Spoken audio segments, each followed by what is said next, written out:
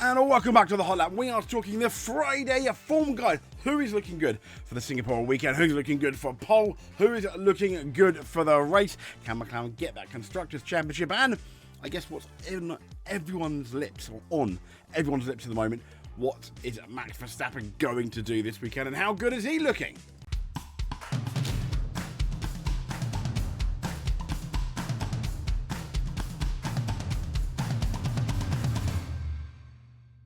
So welcome to the Friday form guide, and as you can see here, practice number 1. Verstappen was third.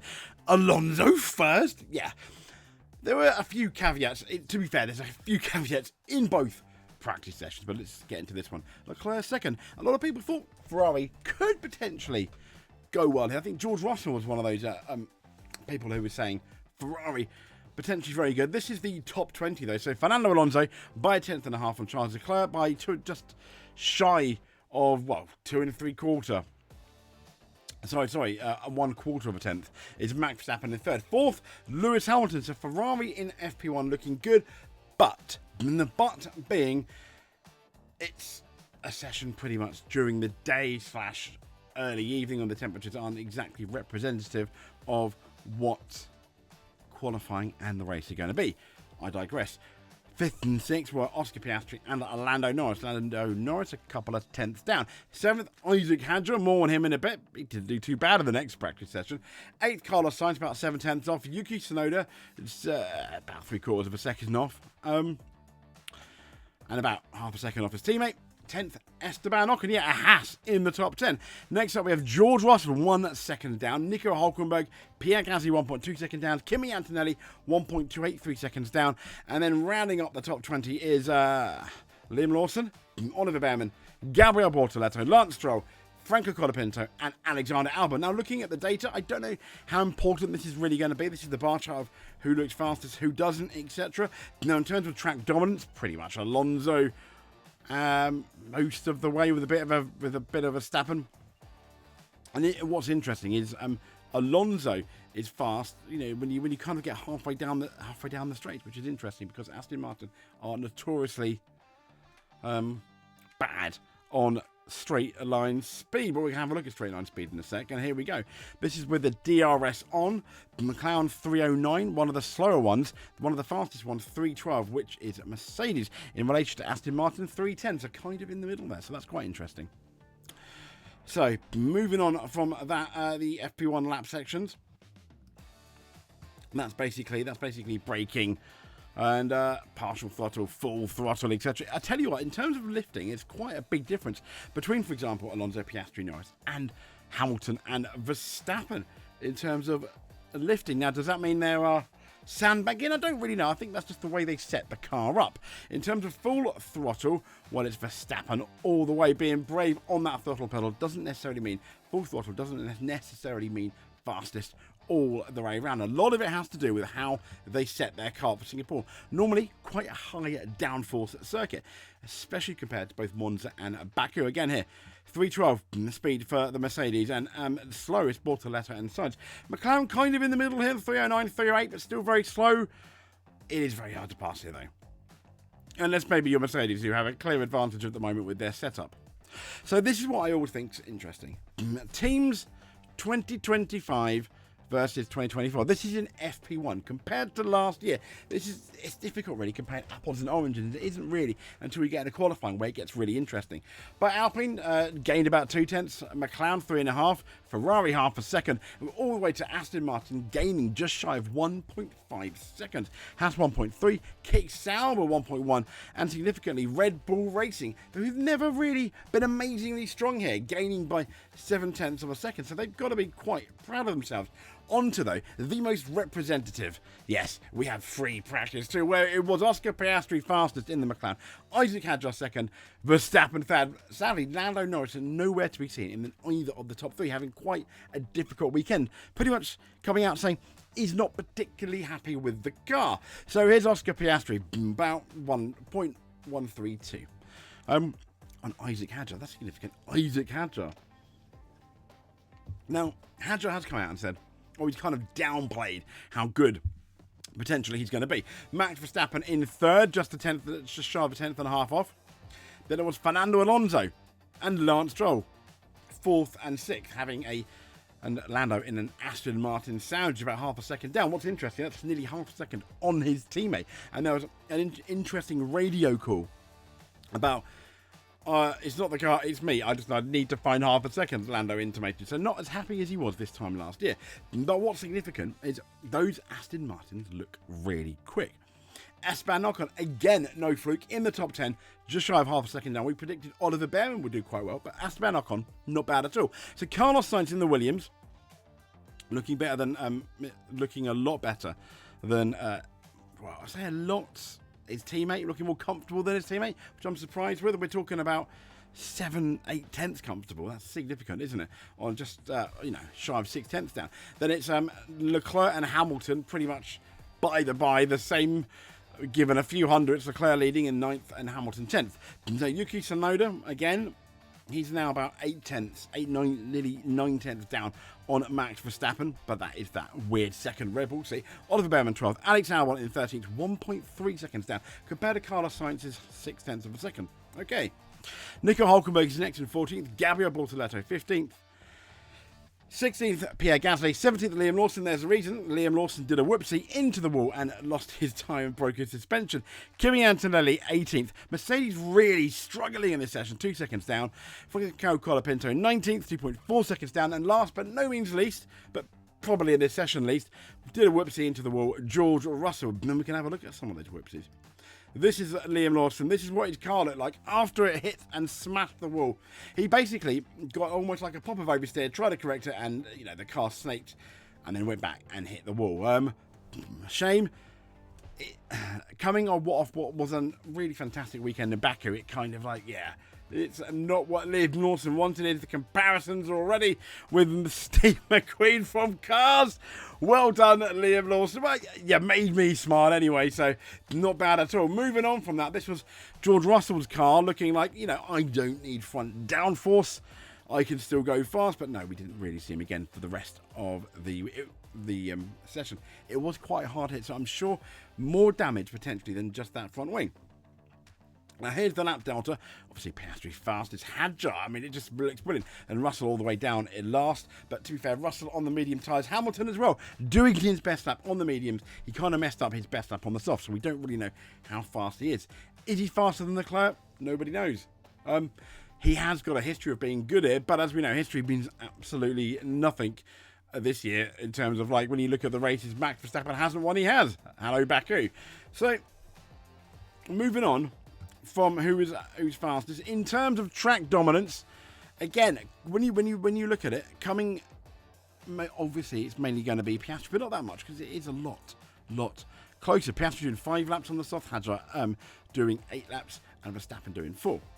Now Verstappen seems to be fastest in a couple of the corners. I'd say it looks like maybe the slowest corners apart from 18 and 19, which is quite fast. That's very much a McLaren medium speed corners, and you can see a lot of the medium speed corners, McLaren is fastest going into them and coming out of them, a lot of them.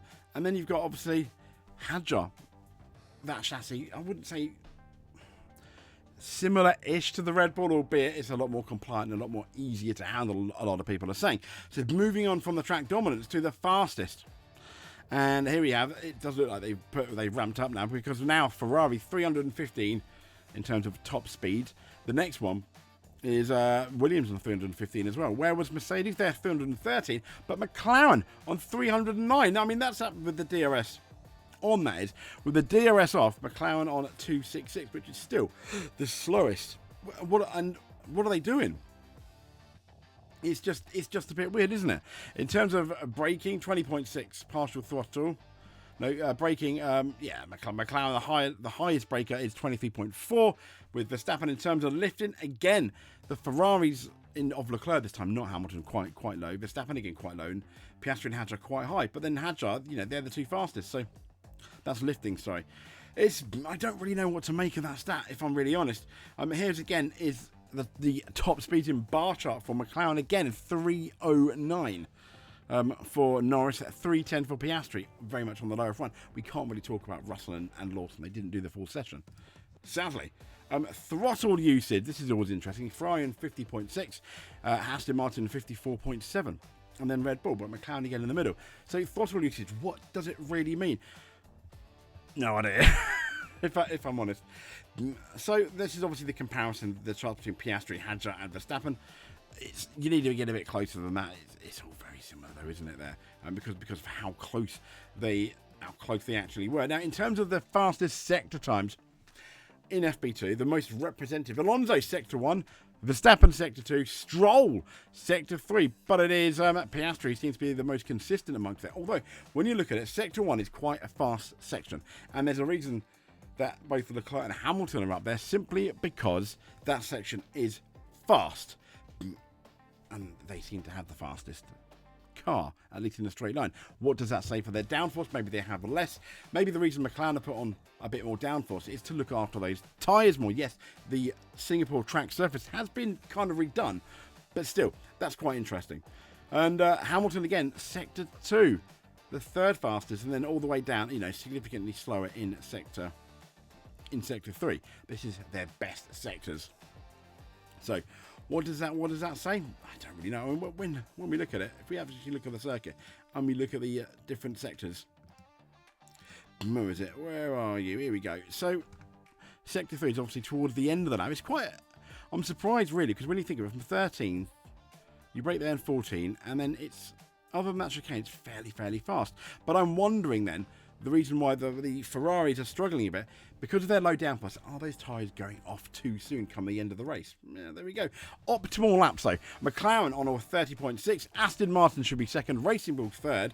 2 and a bit tenths off. Red Bull in fourth, just shy of a quarter of a second. Then we've got Ferrari 3 tenths off, Williams 6 tenths off, Haas 8 tenths off, Mercedes, don't really know what you can make with them because they had a weird session. 7 tenths off, Kick Sauber 9 tenths off, Alpine 1.5 or nearly 1.6 seconds off. That is not good. That is not good whatsoever. Now, form guide, this is interesting. 25 versus 24. Again, you can't really look at Mercedes. 1.2. But what's interesting is Ferrari.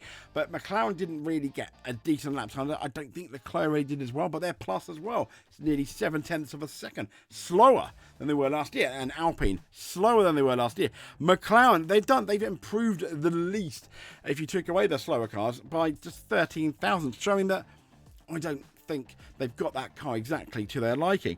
The people that improved the most is Aston Martin, 0.8 seconds, best part of a second. Then the Red Bull Racing, 7 tenths. Once again, remember, this used to be a bogey track for Red Bull the last couple of years. Racing Bulls, 6 tenths, and then you got like the 3 tenths for Williams, Kick Sauber, and the Haas team. Let's talk about this, shall we? Now, this was the incident between McLaren and Ferrari. Absolutely Ferrari's fault. Let's have a look at what happened here. See it here, 10 minutes ago. I'm going to see it here.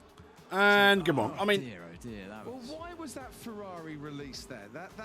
you can hit not 10. You can hit Crofty. Why was and that's my sentiments exactly. Look, he's looking. Nothing Leclerc can do, and kabong.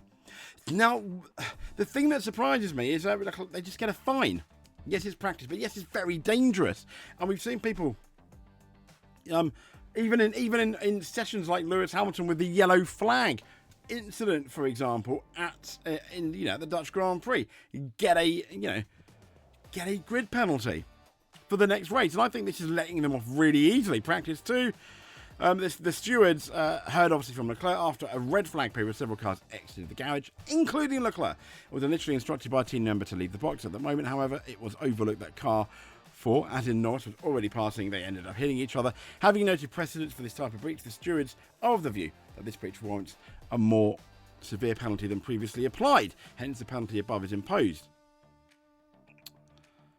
But it was 10,000 euros. I think it should have been a sporting penalty. Competitors are reminded that they have the right to appeal.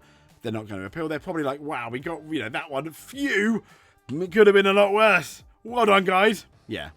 I don't think that penalty is fair. I mean, the minute you do it like Lewis did outside of obviously a race and an official session. I mean, this wasn't in a practice session.